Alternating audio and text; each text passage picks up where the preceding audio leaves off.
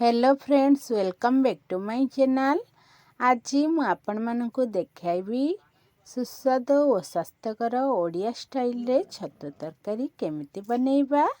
प्रथमे मु छतु को भल भाबरे धोईकी टुकुड़ा टुकुड़ा करिके काटी नेछि अदा छड़े नेछि रसुण आ पियाज मध्य काटी नेछि। एपटे कड़ाई रे तेल गरम करके किछि चीनी देकी चीनी मेल्ट होगापाई मुझे छाड़ी पियाज को पकईकी भाजी नेबा।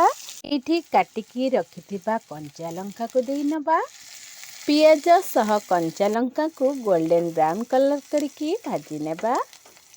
पियाज कंचा लंका भल भाबरे भाजी हे आसलानी। आमे एठी छेचिकी रखिथिबा अदा रसुण को देई नेबा।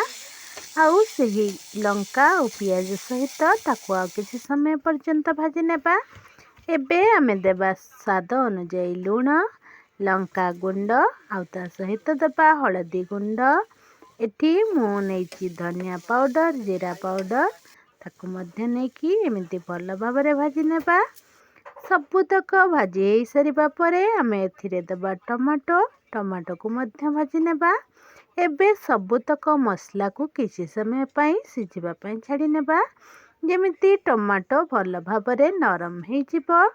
एटी आमर टमाटो अधा अधा सिझी आसलानी। एबे आमर मसला भल भाबरे हे गलानी। एटी टमाटो मध्य सिझी गलानी, मसला रु तेल बाहरी आसलानी। आमे काटिकी रखिथिबा छतु को ऐड करिकी सेथिरे भाजी नेबा।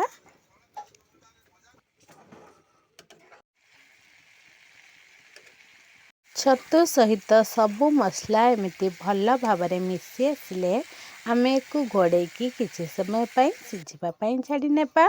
छतुटा सिझिबा पई बेसी समय लागे नहीं तो संगे संगे आमर बनीगला छतु मसला। आपण मानकु आमर एमिति रेसिपी केमिति लागुछि जदि भल लागुथाए तेबे मो चैनल को लाइक शेयर सब्सक्राइब करिवे। रहिली।